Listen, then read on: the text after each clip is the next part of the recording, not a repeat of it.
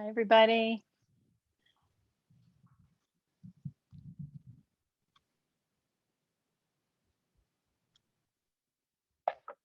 Good evening, everyone.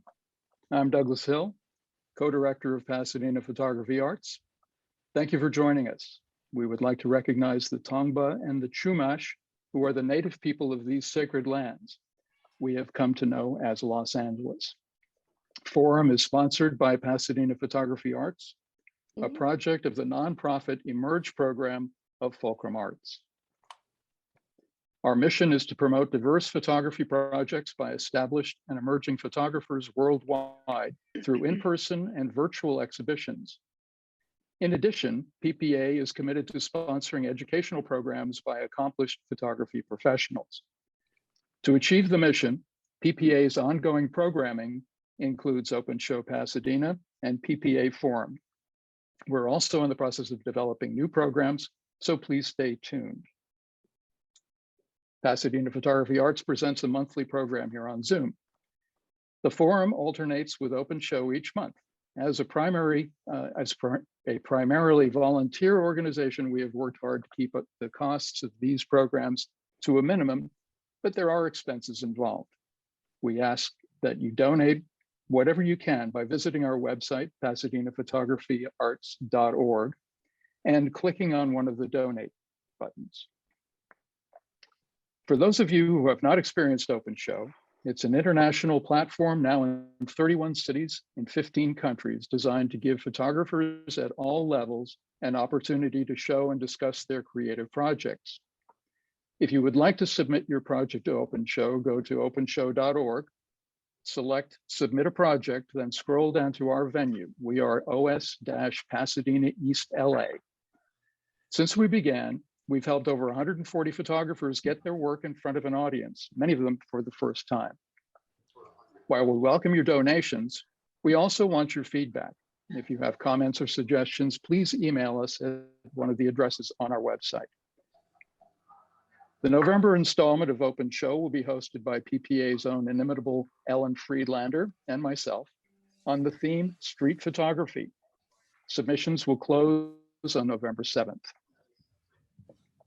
Tonight's event has been made possible in part through a grant from the Pasadena Arts League and a generous donation from Douglas McCullough. One great way you can help out is by underwriting one of these events yourself. Email us to find out how. You can follow and like us on Facebook and Instagram.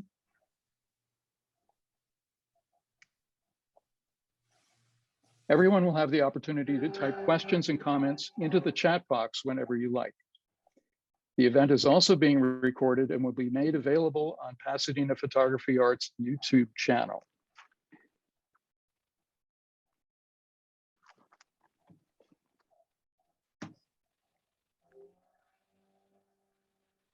Thank you, Doug. I appreciate all of that wonderful news, and we appreciate everybody for being here tonight. And before I forget, panelists. I would like to introduce my fellow PPA advisor and tonight's moderator, Debe Arlook. Sorry about that. Thank you. That's quite all right. Thanks so much. Thank you all for being here, and Doug and our panelists. I'm really excited to bring Exploring What's Possible to you. It's our panel discussion on pushing boundaries from concept to installation. Each of these distinguished panelists continues to make a mark in the art world and contribute greatly to the photo community, and I thank you for that. This discussion is to expand the way that we photographers present our work to an audience beyond hanging photos on a wall. We'll address the importance of collaboration, visual language, and how it can evolve into a well-conceived installation that impacts society. We're so used to just hanging our pictures on the wall, and that's why I wanted to do this. It's been on my mind for so long, and I'm really glad that we get to dive deeper into this, and grateful to you all again for being here. What I'm going to do is give a brief bio on all of our panelists, and then they're going to share their screens and talk a little bit more about this topic with work that they are doing right now. And then we'll begin our discussion. please feel free to write in the comments, chat section, any comments or questions you have, and we'll address them as we can. And hopefully there'll be time for Q&A at the end. So it's my pleasure and honor to introduce Hamidah Glasgow. Anita has been the executive director and curator at the Center for Fine Art Photography in Fort Collins, Colorado since 2009. She holds a master's degree in humanities with a specialization in visual and gender studies and a bachelor's degree in philosophy. Anita is a co-founder of the Strange Fire Collective. Strange Fire Collective is a group of interdisciplinary artists, curators, and writers who focus their work, I messed up there. Interdisciplinary artists, curators, and writers focused on work that engages with current social and political forces. They seek to create a venue for work that critically questions the dominant social hierarchy and dedicated to highlighting work made by women, people of color, and queer and trans artists. She's one of the founding board members for the Colorado Committee of the National Museum of Women in the Arts. Thank you, Hamidah, for being on board. We're ready for you to share your screen when you are ready. Thank you, Debbie. I'm going to do a very unsophisticated screen share.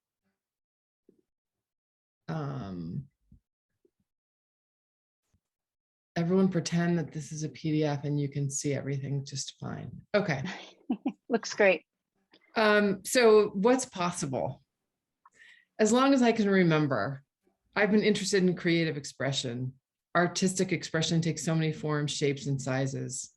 Photography is the art form that I love most, and yet I often find myself wanting more than an image on the wall in a frame, with or without glazing, with or without a mat.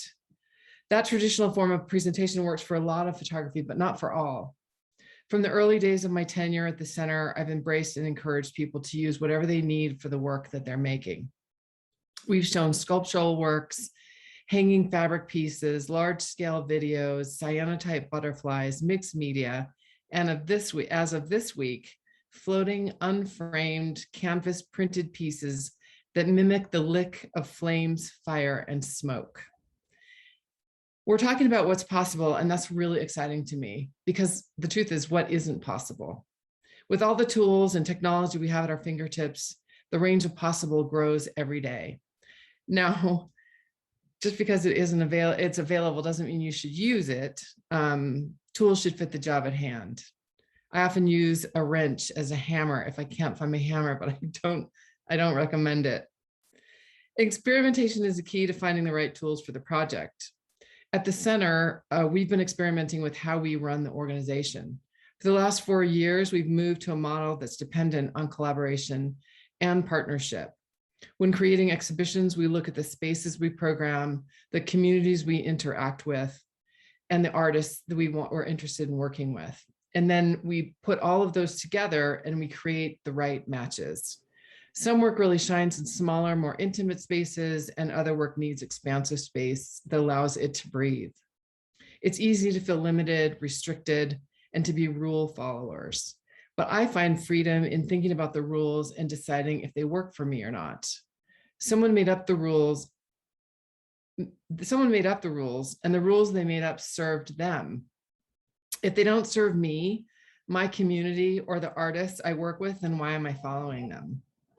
Here's an example. So this is the image that I'm referring to now. This NEA-funded project, The Right to Herself, which I co-curated with Dr. Lauren Cross, explored women's suffrage from a multicultural perspective. The centerpiece, which is the red beaded piece on the pedestal, if you can see, of the exhibition was made by an Oneida beater titled The Flame Urn. It signifies the fire that the elders of the tribe sat around when they created the Iroquois Confederacy and declared peace amongst themselves. This was the first non-photographic piece that we've shown, but as soon as I saw the flame urn, I knew that that was the piece that had to anchor that exhibition. Karen Ann Hoffman creates her work informed from her indigenous matriarchal understanding of the world. The Right to Herself had video pieces, fabric pieces, in fabric pieces and embroidery hoops, a quilt with images sewn into it, a handmade dress with images sewn onto it, an ironing board, a wooden serving tray, sunglasses, and a feather, all served as substrates for images. Other works that fit this theme are the large-scale outdoor projections that we've been doing. One of which was Kei Ito's. We were able to commission Kei Ito to create this large-scale projection video for a Denver partner of ours. One version played the month of July this year, and another longer version played only on July 16th. That video started at the exact moment the first test atom bomb was detonated in New Mexico. That was at 5:16 a.m. Did many people see that video that morning? Not really, but it was the most important thing about the project. But that wasn't the most important thing about the project. What was important was that Kei Ito fulfilled a dream of his, and this work will live on as a video recording of the event. This week, we installed Odette England's show, Degrees. It's a rule breaker. The entire show is a rule breaker, but Odette will tell you about that later. For me, it's exciting to be able to say, yeah, we can do that. Sure, we can create the magic you make in your studio here in a gallery on the other side of the country, but you will coach us through on Zoom, right? Thank you.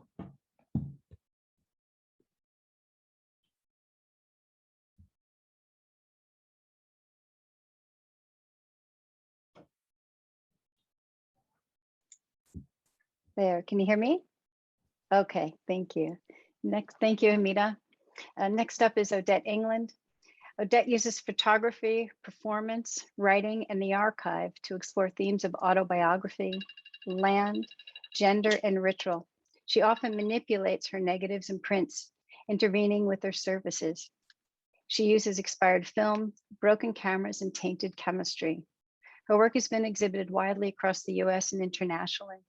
Accolades include the 2012 Center Project Launch Award, shortlisted for the 2015 Australian Photo Book of the Year, finalist for the 2015 Clifton's Art Prize, Asia Pacific region, and shortlisted for the prestigious 2016 Josephine Ulrich and Wynn Schubert Photography Award. She's currently a 2020-2021 Artist in Residence at Amherst College and a 2021 Lightwork Artist in Residence. Collections holding her work include the George Eastman Museum, New Mexico Museum of Art, and many others. Odette, welcome. Please share your screen when you are all set. Thank you so much. All right, let's share away. And okay, hopefully you can see that okay. Good. Good, thank you. I was trying to think earlier today and yesterday how I was going to open speaking about the way in which we do things differently in photography and different installation methods. And the best way I thought I could start was actually referencing writing, and specifically from Zadie Smith's latest book, Intimations, which is a short book of essays that came out earlier this year. And she talks about writing as control and writing as all resistance.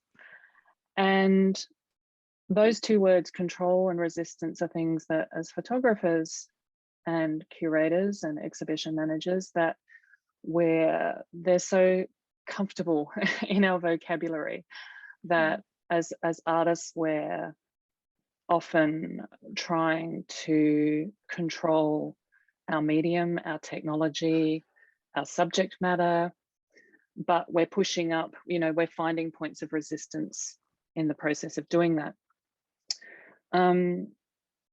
But there's something lovely, I think, thinking about the opportunity to embrace what happens when you let go of that control, or you pass that control to someone else or to something else. What happens when the resistance becomes a creative lever that we can use in our work. And so I'm going to share just a couple of projects very briefly in which control and resistance play a part, and where I'm playing a part in breaking those things down. So this work that you're looking at here is work that's ongoing from a series called In the Black, in the Red, where I'm bending negatives. It's one of those things as a photographer that we just don't do. We keep our negatives in little sleeves, and we avoid the dust, and they're pristine. And instead I've got my grubby hands all over them, and I'm folding them to match the boundaries of farming lands that my father used to own. So it's this already a controversial act in taking something that's meant to be clean and destroying it. I post them back to my mother in Australia, and she fixes them for me. She sews them back together, and then they come back to me for printing.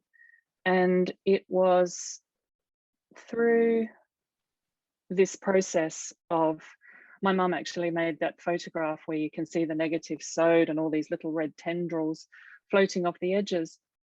And she was checking with me to say, does this look okay? And I looked at it and said, yeah, of course, it looks great. It wasn't until I looked at it as not being work that we were making collaboratively, but work that was a photograph, that I suddenly realized that those tendrils were giving me information that I just had to be ready to receive, which was whenever we point our cameras at something, we're already taking from the world a part of a story. And what happens when a story is allowed to unfold outside a square or a rectangle? What happens when you let a story drift? What happens when a story, outlives us, which it does? And so I decided to use that as a creative expression in then framing the work. So the work, if I go back, when I framed the work, and I was over sewing the prints that I was making in the darkroom from these sewn negatives, there's, in some cases, and it might not be quite so clear on screen, but 2, 3, sometimes up to 6 feet of extra red tendrils coming out of the frame. And my framer, who I've worked with for almost 11 years, said, Odette, in all of my years, no one has ever asked me to allow what's supposed to be kept inside the frame to come out of it. And it was this lovely idea of the will of a story having its own life and its own currency, and me giving into the wishes of the work, me recognizing this in the work, which was entirely happenstance and serendipitous, and then taking that as being a sign that perhaps breaking this square, this rectangle, this frame might lead me to somewhere different. And last year, I heard David Campany, the writer, talk about, he was giving an online lecture, and he said, a photograph belongs wherever you put it, right? It belongs everywhere, and it also belongs nowhere. It has no inherent relationship to size, scale, material, shape, context, or platform. And it was one of those freeing comments that I've thought about ever since, that what happens when we don't edition work? What happens when we're putting something in a grid? This is work of mine that was curated into a show at the MIM Gallery in Los Angeles. What happens when you defy the grid? What happens when Defy becomes something that's delicious and less obvious and more compelling, and invites the viewer to get closer and to ask questions about a work that doesn't feel homogenized and standardized? And I like thinking about that idea of difference in work. One of my favorite short films, and I was teaching this film into a course of which I know there are folk online, hello, who participated at the LA Center for Photography. This short film by Courtney Stevens called Ida Western Exile. And at the start of the film, there's this snippet of Georgia O'Keeffe talking about her love of northern New Mexico. And she says, the stars are different, the skies are different, the wind is different. And it's this wonderful idea of difference being something that can open up the possibilities for how we read and respond to photographs. Sometimes it's the case that photographs start in book form when they come out of the camera, or whichever device we're using to make them. And for me, my latest book, Dairy Character, which comes out tomorrow, this idea that wherever we place a photograph, we're building a safe house for it, right? And a book is a safe house for images and for text. But the great thing about thinking about where a photograph first lives after becoming an object is that how do you take photographs from a form like a book and then transition them onto the wall? And I think there's something to be learned from handing over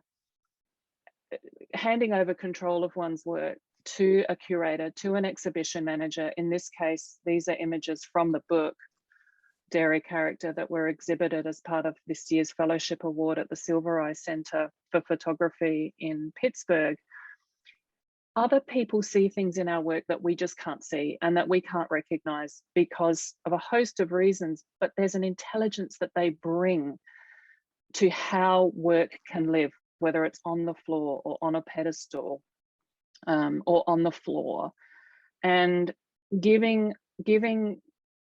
generous to those kinds of decisions, I think is really enlivening and enriching, and also teaches us things too. I learn more things about my work listening to other people and talking about their interpretation of space and their interpretation of the work than I will ever learn laying my own hands to the material.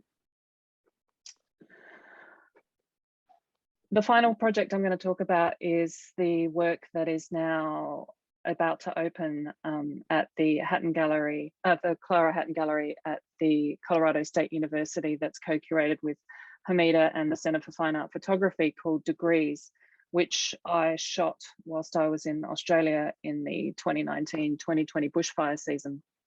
And I went there, you don't know when a natural disaster is going to happen. So I traveled to Australia, not having the equipment that I wanted, not having the film that I wanted, but having this massive, destructive, terrifying event for 6 weeks unfold in front of me.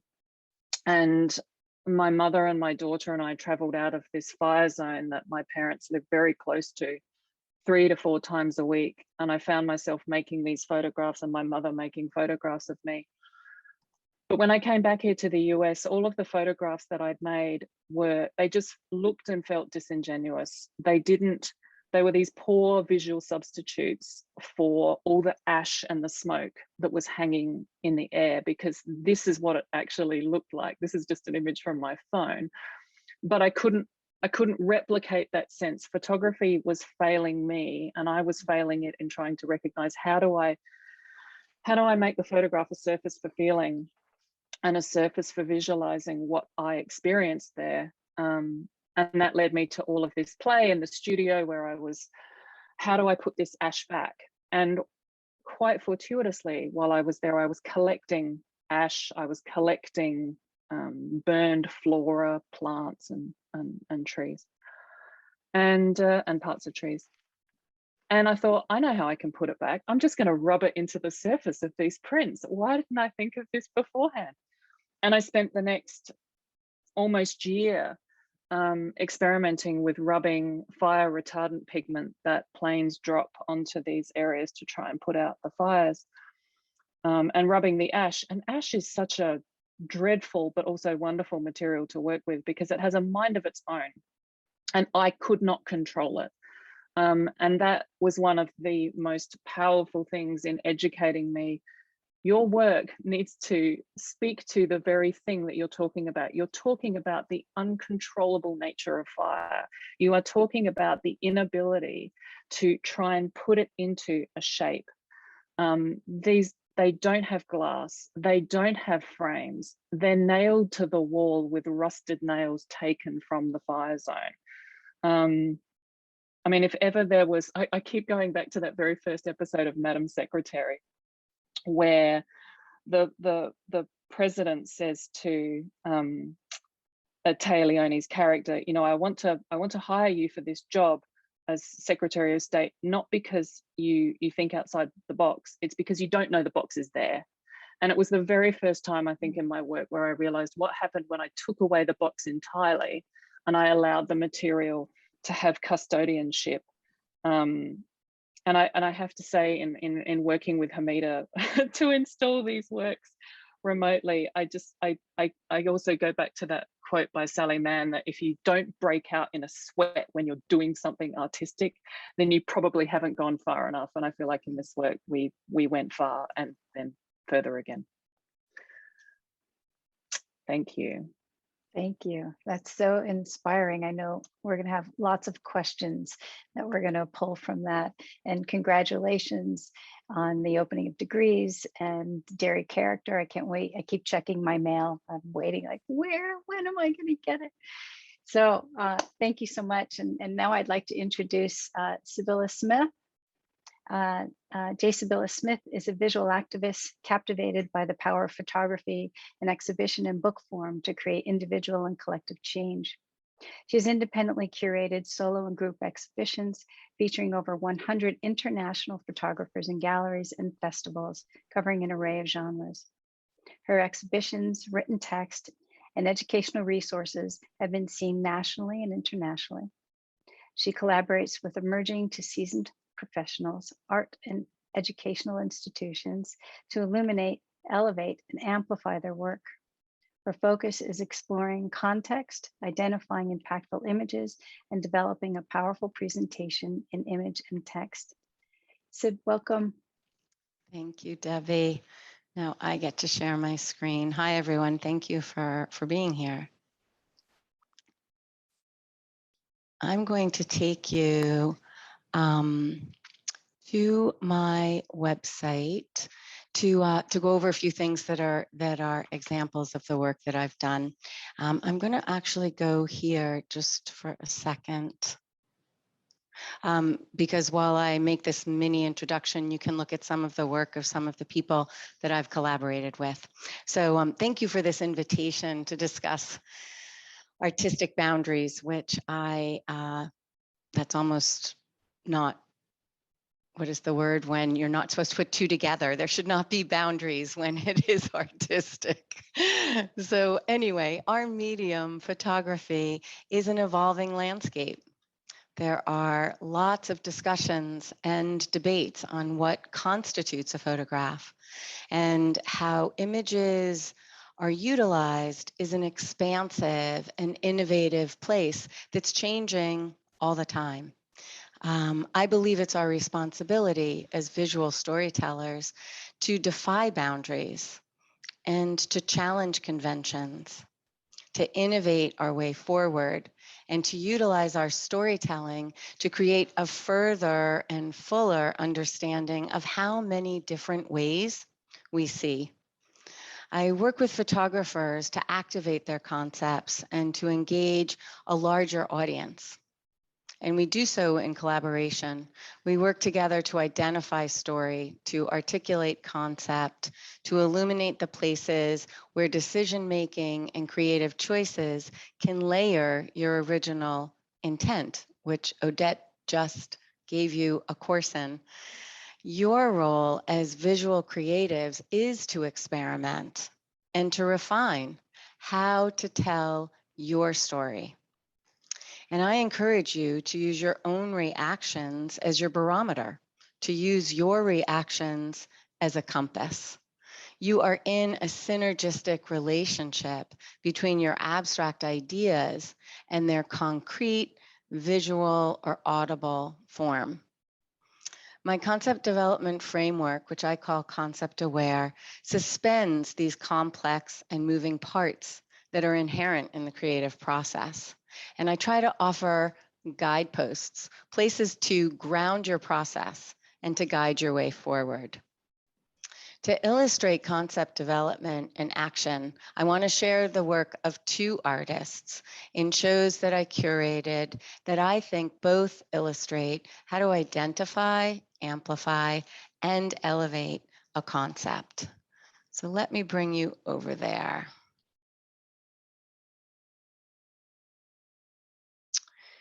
Sorry, I have to scroll down for the one that I'm going to start with. This is the work of Carrie Lane.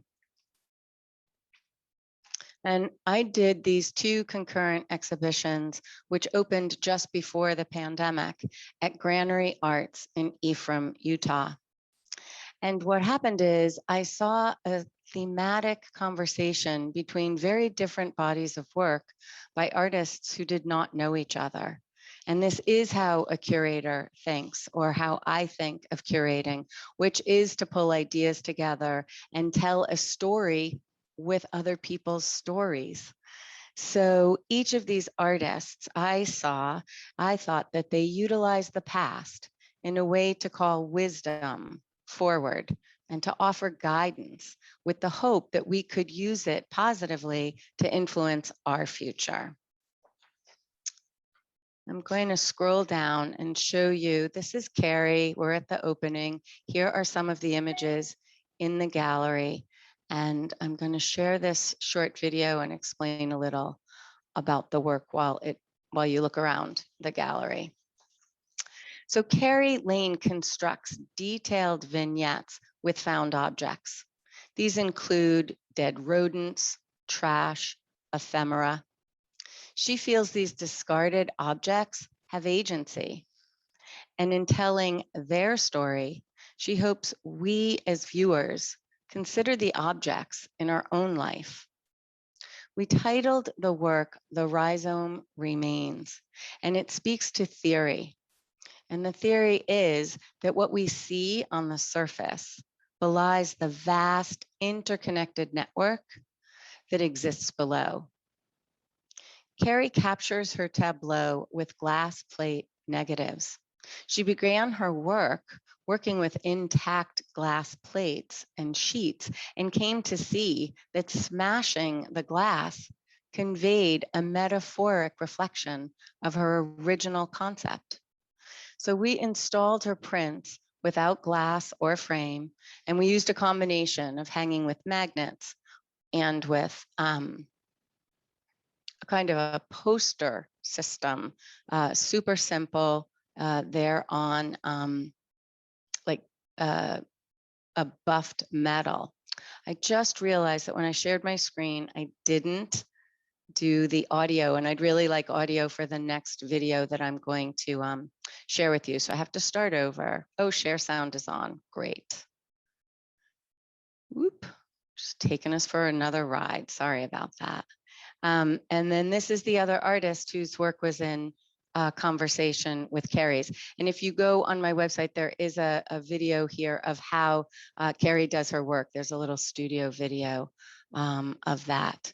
So the other artist that I put in conversation was Adama Delphine Fundu, whose work I'd been interested in, and I'd gotten to know her and followed her and saw this and thought this is an opportunity to put both of these works together.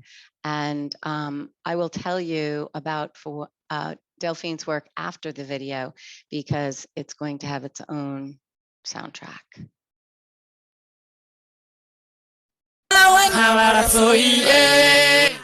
Sorry.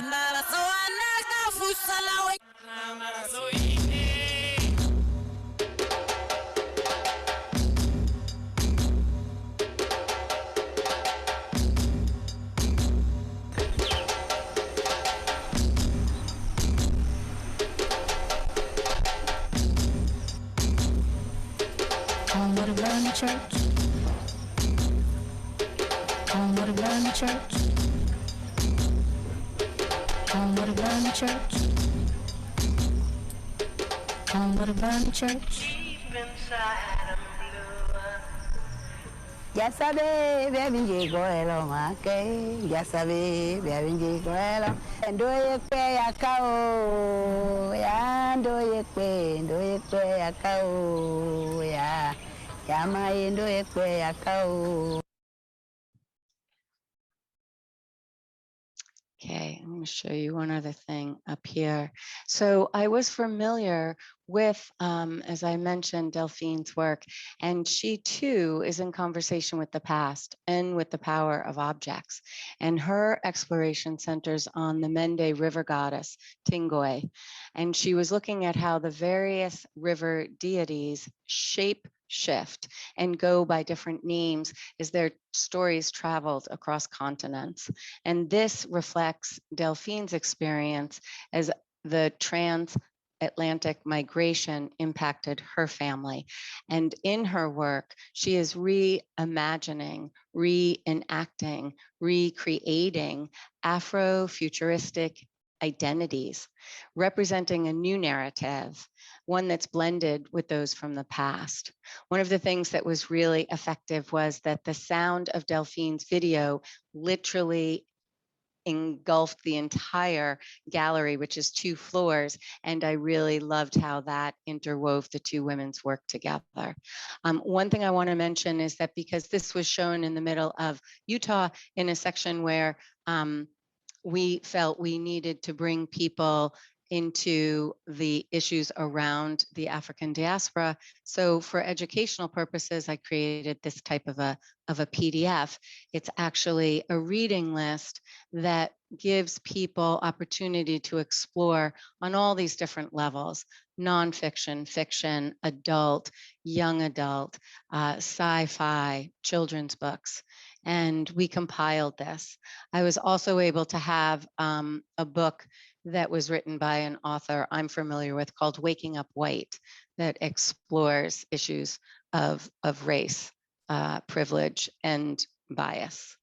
So just in terms of when you are at, I look at curating as a way of education and the different ways that you can offer people different ways to see, different ways to think. So the last thing I want to mention is that I had said that I try to provide goalposts or places to ground your work. So concept aware is layered, and I can only give you a very little piece, but I would like to, because I think that these 3 ways of thinking about your work and working with your work will impact your work in a positive way. So the first guidepost: follow what lights you up. Explore what engages your curiosity. It's number 1. The second, and again, Odette spoke to it, be in conversation with your work. If you listen, it will tell you what it needs. I loved how Odette put it, gave custodianship to the work. When you do, you are in a synergistic relationship that sings, and that's so impactful.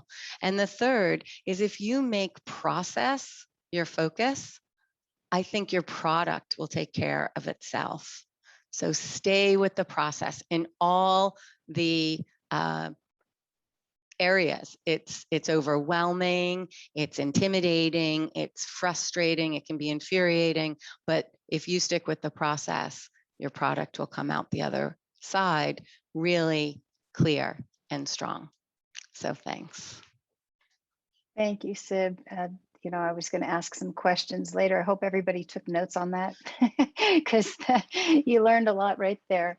And we're going to have a recording, of course. So thank you again. Our final presenter is Lonnie K Graham. Lonnie is a Pew Fellow and Pennsylvania State University professor. Is a former director of the Fabric Workshop and Museum, and the director of the photography at Manchester Craftsman Guild in Pennsylvania, where he developed innovative pilot projects cited as a national model for arts education. He created the African American Garden Project, a cultural exchange between urban mothers and Kenyan farmers. Graham is a recipient of the Pennsylvania Governor's Award, Artist of the Year 2005. He's served on the National Endowment for the Arts in Washington, D.C., is the recipient of an NEA Pew Charitable Trust travel grant for travel to Ghana, and a 4-time recipient of the Pennsylvania Council for the Arts Fellowship. And his national and international exhibits include the Goethe Institute, Accra, Ghana, the Smithsonian Institute in Washington, D.C., and many, many more. Welcome home from your artist residency in Seoul, Korea. I know it's early in the morning, so we're extra happy that you were able to be here with us today, Lonnie. And so good morning and good evening. Thank you for inviting me. Thanks for all those people that came to watch this thing. That's amazing. I really appreciate it, and I appreciate the opportunity to be here. Can y'all see my screen? Can you hear me? You can hear me? You can Yes, see the yes, we're screen? good. We see you and we hear you. So what this whole business kind of, I don't know. I mean, I've been living this for, you know, what, since 1990, trying to figure out as a creative problem solver, how to achieve the greatest degree of efficacy in the reciprocity that's necessary to occur between the artist and the community, right? So I sort of fell into this the first time, which was this business, and I'll try to go quickly. I don't want to take up a lot of time, but I started working with these young people in Pittsburgh, where I developed this kind of an educational program. But the thing that so I was working with these, you know, young people, many of them were gang members. And, you know, I came to find out through the course of my relationship with them that art, nobody cared about art. So just to put it simply, but what they did care about was their community. And in a conversation, and I do this TED Talk where you can go and hear the whole story that I had with this young fellow named Charles Anderson about these horrible photographs that he was taking. But it didn't have anything to do with the pictures, right? It didn't have anything none of that. Everything that he was doing, and the epiphany that I had at the time was that everything that he was doing had there's the TED guy doing that. That's when I had hair. That everything had to do with this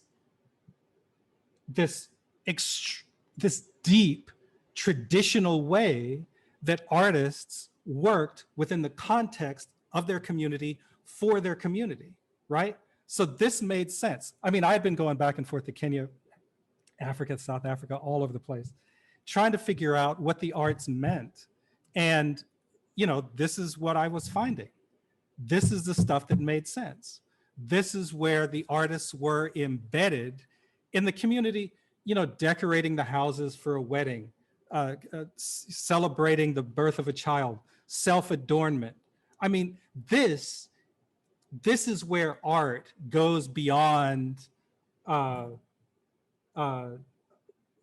decoration and entertainment, right? So this is where the stuff begins. This is where we begin to activate and understand the vital role of the artist in the culture and in the society. So I go back now, you know, I'm invited, I'm watching the clock. I'm invited to do these, you know, these kinds of installations. And the first thing that I want to do is make pieces that are accessible to people, that everybody can understand. That you know, this picture I took in 1960, that, you know, that my Aunt Dora can understand. So I start to build these installations that people can, you know, get into, walk into. They can listen to Louis Armstrong. They can smell my Aunt Dora's body powder. I did another piece for my dad. You know, I built another installation. Daddy was losing his mind. He had dementia. So I made these big old pieces of paper that imparted the life lessons that Daddy taught to me that is disintegrated. But I took his dining room and I stuck it into the museum so that, you know, people got the idea. And I made this little book about, you know, places that I had been so my father could understand, you know, the relationship that I developed and cultivated with the people that I was there. Good heavens, I'm not halfway through. I might just have to stop when it gets to the 4 minutes. But there's, this is Uncle Floyd in the garden. So see what we got. Aunt Dora was the spirit because she died and I made that thing. Daddy was the mind. So we got the mind and the spirit, and here's the body. And this is Uncle Floyd in the garden, who matched the other garden that I was working with Mr. Karaoke with in Kenya, because I took a whole bunch of people from, I'm solving problems. I took a bunch of people from Pittsburgh to Africa to help them understand how to grow food, how to sustain their families. So yeah, the picture, because like in this case with the home and the homeless, you know, I took pictures. You saw that other guy, he had a lunch bag. Yeah, I gave him food. But I took their pictures and I stuck them into the installation in the museum, right? So that they could get out of the cold, get into the museum, you know, just push the guards out of the way and say like, nah, man, you know, I'm in the museum. This is my installation too. So they could come in and sit around and hang around in my room and eat their lunch, right? So the picture is the vehicle. The picture is where we stop. Well, no, the picture is not where we stop. The picture is where we begin. Sorry, I keep forgetting to push the button, waving my arms around too much. So in this case, I traveled to Ghana. You can see on the right-hand side of the screen, I projected these pictures of Ghanaian people on the wall in this plantation in Charleston someplace. And I tried to rebuild their kind of antebellum. Well, it was satirical. I built, you know, the antebellum, what do you call it? The drapes from the Victorian era. I had to take it down. They didn't like it. So it scared them. All those pictures, I'm sorry. It's like all those pictures of Black people scared them. So I had to take it out. So I cut everything down. But what happened is what, you know, I went up the street and I met this guy, Harry Noisette. We built the garden for these young school children. And it turned out that the school was going to close. And the reason it was going to close is because the kids, you know, the test scores were horrible. They weren't getting any food. So we built the garden. We built programs around it. The young people got fed. The school stayed open for another 5 years. Yay. So this little internment place here, sadly, this is where all the slaves at the Middleton plantation were buried. They got a grave marker for one of the hundreds of people that were interned in this plantation. So I worked with another guy and we made these sticks and we had a ceremony to address those people.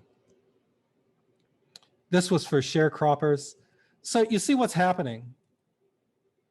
Oh, here in Project Home, their church burned down. So I went and I built them like a little place where they could go and sit around. So it's not just you know, they talk to baptisms. I'm sorry, I'm at 7 minutes. I'll shut up. So, oh yeah, we got gang members together. But here's the thing. Oh, then there was a migration thing. We got these people that had migrated from the South. They had children. They brought all of their junk with them. We stuck it in the museum. So the idea is that there's pictures in the museum, right? And that's fine. So you see this stuff, but what's really happening, like all the work is going on out in the community someplace, right? So we're interacting with the public. We're recording stories. Here, wait a minute. Hurry up. Come on. Nice picture. So I'm working with these people. Look at this woman. She looks just like her mother. So, and I'm teaching these young people how to talk to the older people. So we got this intergenerational thing now, right? So the whole idea is to use photography, use the pictures to activate these ideas to, while we do what we're supposed to be doing, which is solving problems. I'm sorry, my what do you call it? My dissolve is so slow. So I had this thing called a conversation with the world, but I wanted to get to this one other thing and then I'll quit because I'm at 8 minutes. I'm really sorry, I'm going over time. You're fine, you're fine. We love it. Oh, thank you. So I made this thing, a conversation with the world. I started in 1986. And so they invited me, the San Francisco Arts Commission, just wonderful, Meg Schiffer, incredible woman, runs this thing. So I built these great big, these thingies, these kiosks. We put the posters in the kiosks, they're all over downtown. And I went around and I talked to all these random San Franciscans about their family origins. Somebody saw it. They said, oh, you need to come to Calgary, which was lovely. So I went to talk to the Native American community in Calgary. And, you know, they did this big writing project and we, you know, made the pictures really large and helped the people in the community in Calgary understand the depth of their Native American community, right? The pictures were just the beginning. The pictures are just an open door to introduce these ideas to the public. So here's the thing. Somebody in Calgary sees this and he says, oh, you've got to come to Finland because, we got a problem in this little community called Oulu. So what happens is these people from the equator migrate because nobody wants them in Europe. They go to what, Italy, they go to Germany, they go to Denmark. Nobody wants them. They keep sending them north, further and further north. So all of these people from Somalia, from, the Ilimi Triangle, they're all migrating like way the heck up. So finally they get up to Rovaniemi, which is way up in the north of Finland someplace, up at the Arctic Circle. So these people have migrated from the equator to the Arctic Circle, right?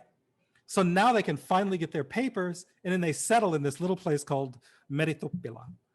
Okay, which is all fine, except when the native Finns just, they don't want that level of integration, right? So they kill them. They take them up on the roof and they push them off. So what I did is I talked to these people, I talked to the Finns, and I talked to the all the rest of those people. And I got to push the button. Well, this is another project. But I took all of their work and I put them into a context where they would all have to go in, just like the crossing borders thing in Youngstown, where they would all have to talk to each other. Then they quit killing each other. Photography. Damn. So I'm gonna quit because I'm like way over time. But I did the same thing in, what is it, Christchurch, and oh goodness gracious, in what am I now? Turkana, the Ilimi Triangle, South Sudan. I thought it was a water project, but it's not. It's about honoring the Ilimi Triangle. They found, Lucy, they found within like 200 miles away, the origin of our species. And it's changing, because somebody built a dam and they're all dying out. So I'm doing a thing up there. I'm sorry, I went 10 minutes. You're fantastic. I'm done. Thank you. Thank you, Lonnie. I'm sneaking these in. Well, I'm just going along here. We're going to come back, and you know what?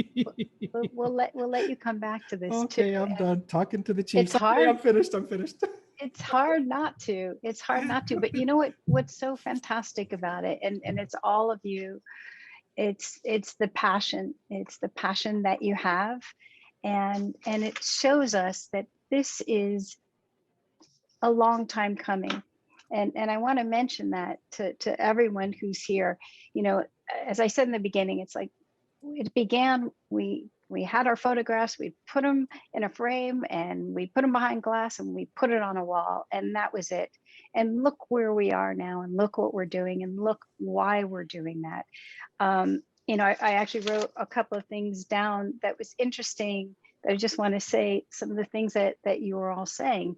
Rule breakers, being uncomfortable, letting go of control, breaking down control and resistance, experimenting with how to tell the story, using materials and objects, and what are the ways that you can tell the story. And then the responsibility that you have as the artist or the curator or as the educator. How is it going to be told? And so I just want to say, I'm in this group of, we've got 70 people here. I'm amongst, the people that are watching you to learn and to grow. I want to know, how is it, how did you get to where you're now showing your work in this way? What was the first thing that said, I don't have to just put it in a frame on the wall, or as a gallerist to have my space that way? So who would like to have that first thought? I personally would like to hear Lonnie speak more. I know, right? Hamidah, I'll give you my phone number. We can talk. We need more Lonnie. I don't want to bore everybody, but this was not at all. We were talking a little bit earlier. So photographers deal with reality. That's all there is to it. You know, we've got this machine, we go out, you know, we go around, inside, outside, wherever it is, you know, and we do a document. We document whatever it is that's presented, you know, at the moment of inspiration. The instant that we decide that we see something that we respond to, we've got this like miraculous machine, right? That we can use to make that picture. It's incredible. And then, of course, the trick, of course, is to understand how the machine works, how it's going to be interpreted, how people are going to understand it, right? So that's a whole other thing. But since we're predisposed to dealing with some level of reality, then naturally we're always trying to figure out how to represent that thing, how to represent it, right?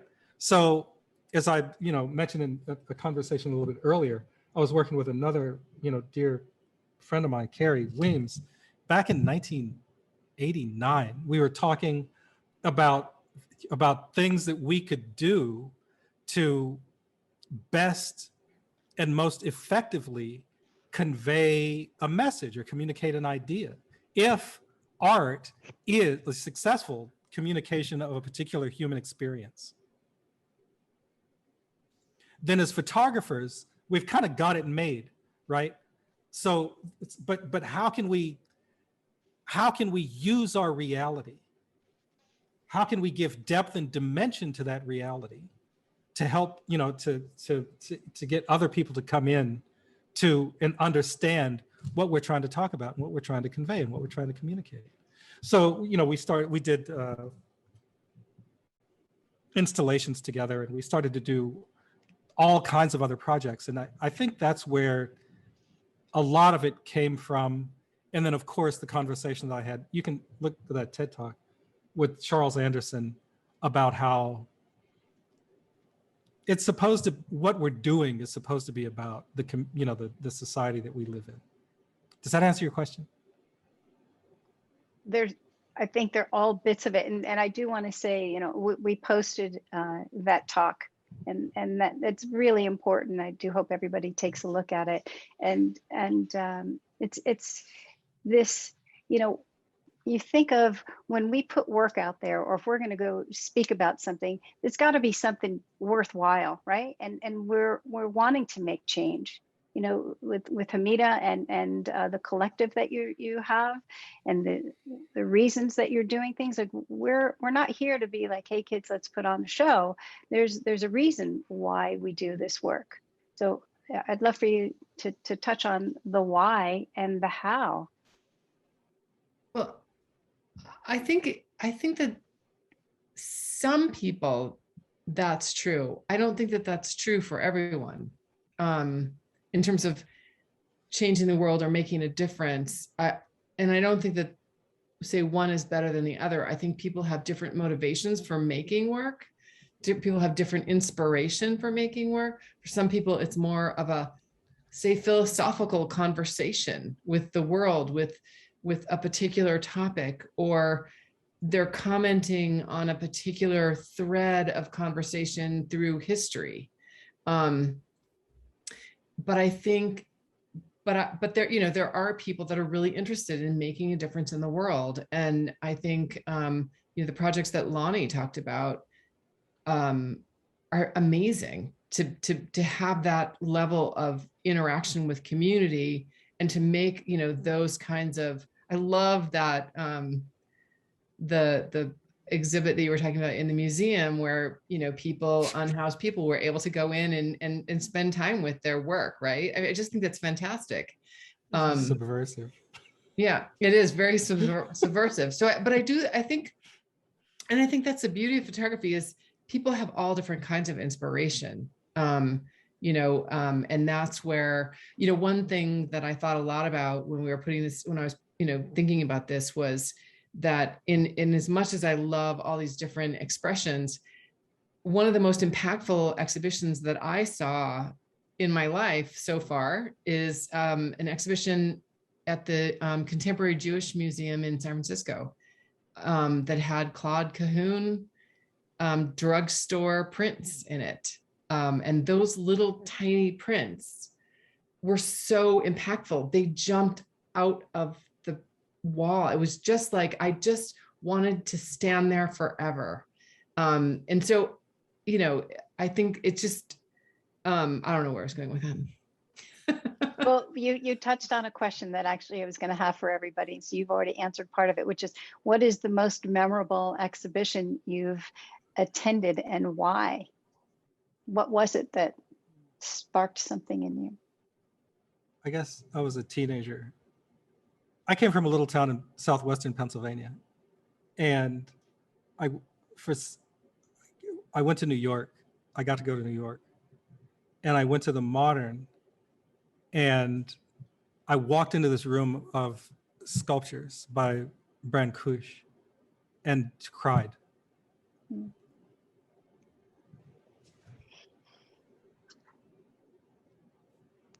I think that's such a hard question to answer in terms of a favorite exhibition, and a lot went through my head. But I literally also cried in an exhibition, and it was Dawoud Bey's Birmingham project which I've seen several times in different iterations, but it was my first time. And he is such a master at bringing us aesthetically into something, and then not eloquently, I'm going to just say hitting us over the head with a frying pan, because you aren't aware of the layers, but you're having an aesthetic response and drawn in, and then the layers of which the storytelling is happening with such grace and purpose and intention. And I know that just knowing when part of what you're making is creative decisions to let go and to stick with a hard line of something. And I've had that experience with his work in more than one way, so that it isn't superfluous. And in that simplicity, it is mind-boggling. Yeah. Yeah, I just saw his show at Sean Kelly in New York, and we're going to go to you, Odette, but I also, Lonnie, you can comment it after, because Lonnie had an exhibition with Dawoud Bey as well, and Carrie Reams.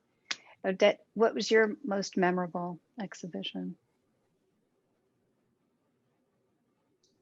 It's a great question and a really difficult question. I've seen a lot of exhibitions that have stayed with me for different reasons, but it also depends on how often. Quite often I'll go back and see an exhibition 2 or 3 times, because the first time I see it, I might be a bit hungry or a bit tired, or it's busy, and the way I'm receiving work and the way I'm thinking about the work is impacted enormously by the environment and that's around me at the time, but also how I'm just generally feeling.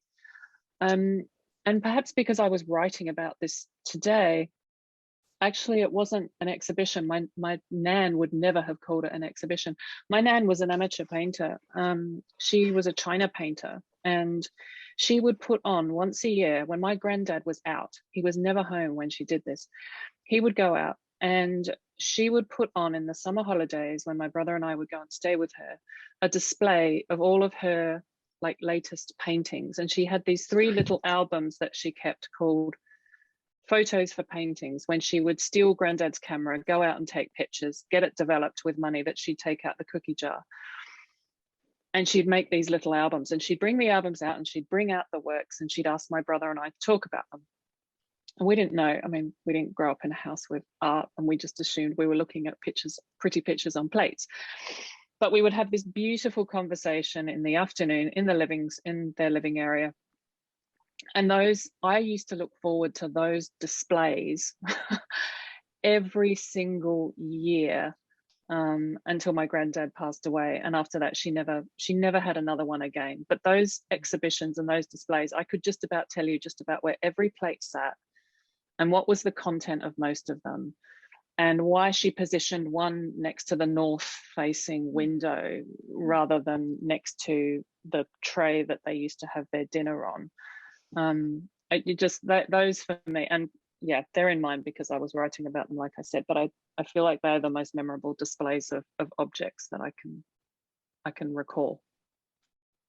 It's so much of an experience. What you're describing, you're all describing an experience and how it touched you, and it's feeling, and it's important. You know, you mentioned something else, Odette, is that when you were in this exhibition, you were talking about, you know, the earlier ones, you would go back several times because you might have been hungry or tired or whatever.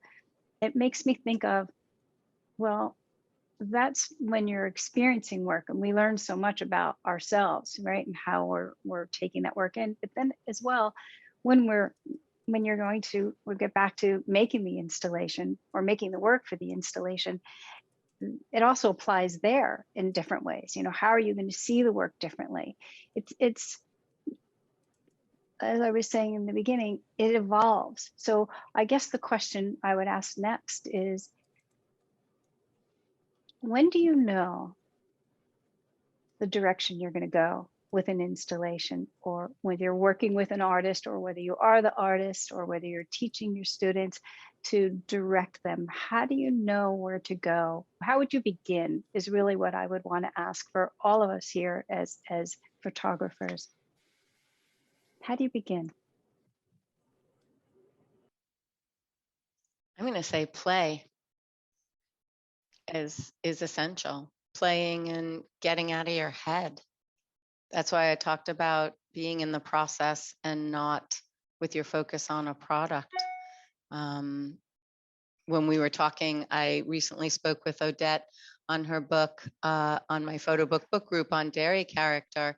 And she, you know, I don't have to speak for you, but the idea that you sat with the work for almost a solid decade till you found the portal that made it fall into a place that you could talk about it.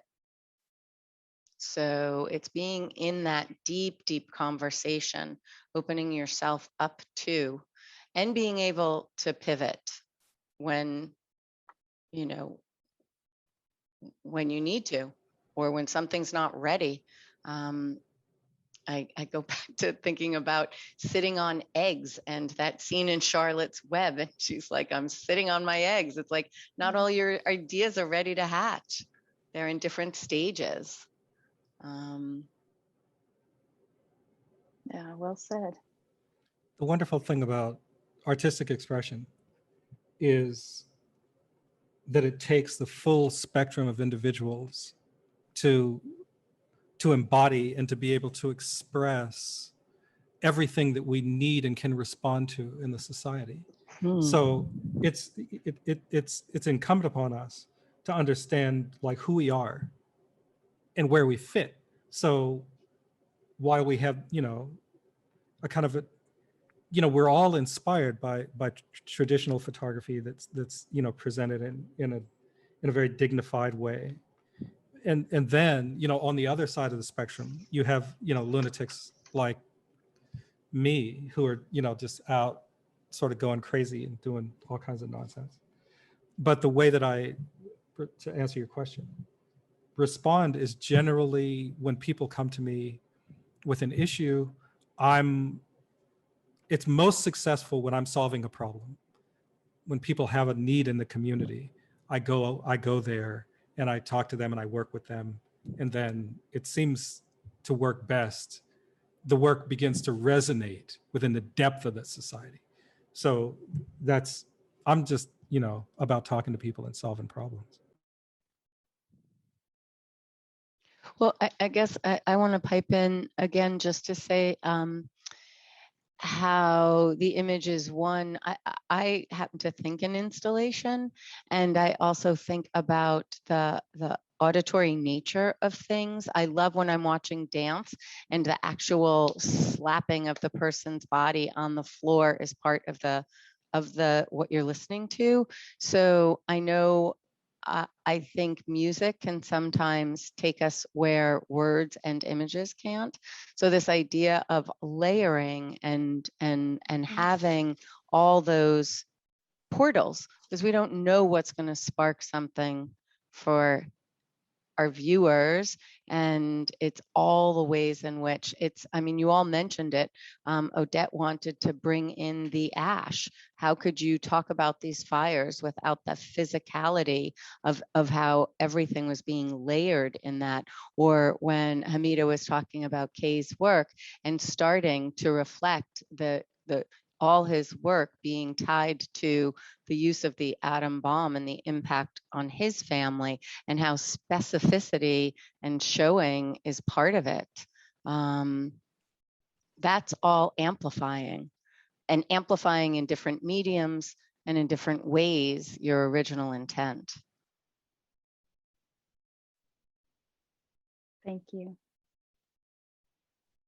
Italy, I I was know thinking we've about, gone over a lot, and I want to, we have some more, I'd like last comments, and to also just say thank you to our audience, and that we're not going to be able to get to your questions, but we thank you. And I feel like, and I don't know if I said it in the beginning, I think I did, that this is really just touching just the tip of the conversation about installation. There's so much more. We really, loved hearing all of you. Could have heard all of you, for the full time each time, and then had another discussion about it. I feel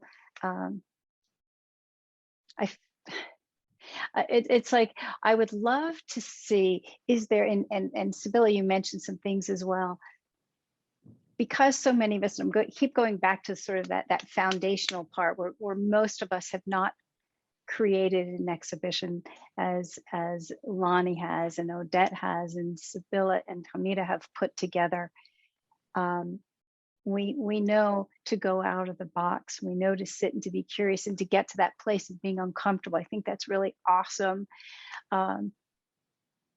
Is there something each of you might want to say, a little something to guide artists, whether it's Odette and being so brave and putting her images folded and not in frames, but kind of in frames, and sent and then mailed? Like, that's just crazy. What would you want to leave everybody with, if you could leave a little nugget? If I could leave a little nugget, I wish we had enough time to play the Zoom. We actually recorded a bit of the Zoom conversation when we were trying to figure out how to actually install these works. And Odette was guiding us through some of the process. And that would be mine. Is, honestly, a lot of it is winging it. A lot of it is just like going out on a limb and saying, yes, let's do this. Let's figure it out as we go. Because what else is there, right? Just being safe. Safe doesn't get you anywhere. It gets you the same old thing. Makes sense. And you need a good collaborator for that.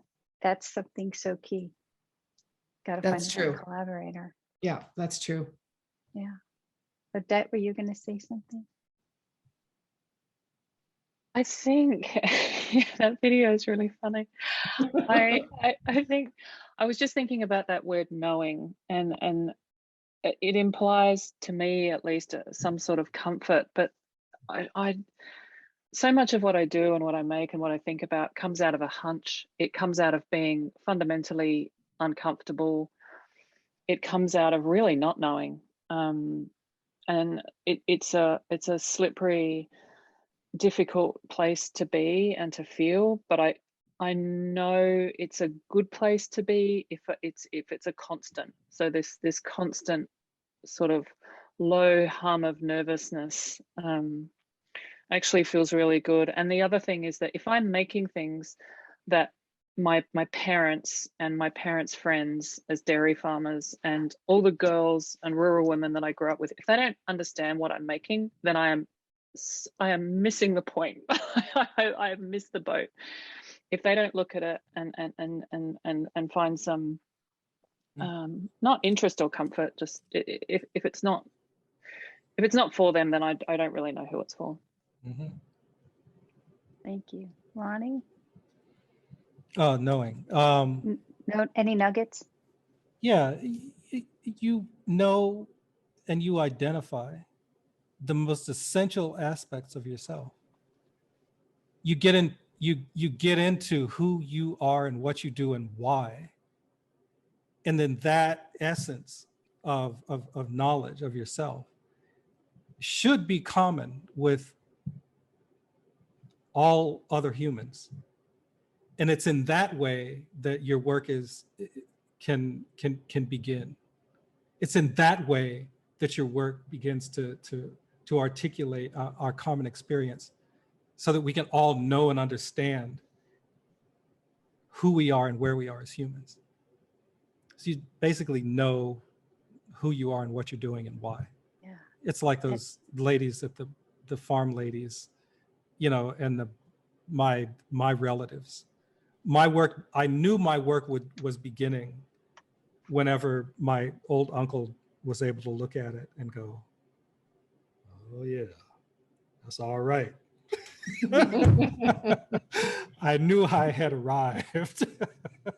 It is the knowing, and then it's also the discovering. You know, if there's something that is important to us, chances are someone else is going to relate to it. And when you do something from the heart, that's where there is that connectivity. And I think that it's important for us to recognize that within each of ourselves, that there is something. And if you're compelled to tell a story, tell it and don't second guess. So I do want to share a couple of thoughts, notes that people have sent to us. Love this dialogue tonight. It was so provocative on so many levels. Wow, thank each of you so much for sharing your passions and inspirations, so much to absorb and inspire. Thanks for one of the best conversations on photography in quite a long time. Now, I don't know who wrote that, but I like that person, because how many Zooms are we watching all the time? So thank you guys for doing this. What else? Dear Debbie, Hamidah, Odette, Lonnie, and Sybylla, thank you for a truly superb program that has been amazing, inspiring, and memorable. What you have shared has been stunning. My thanks and regards, Linda Morrow.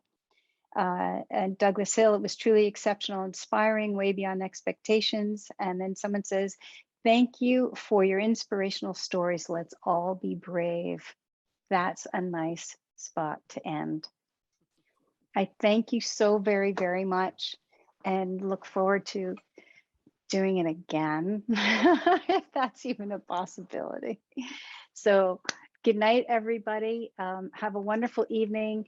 Be brave. Go outside your comfort zones. Smell and touch and taste and rip and all of that. Thank you all. Good night. Thank you.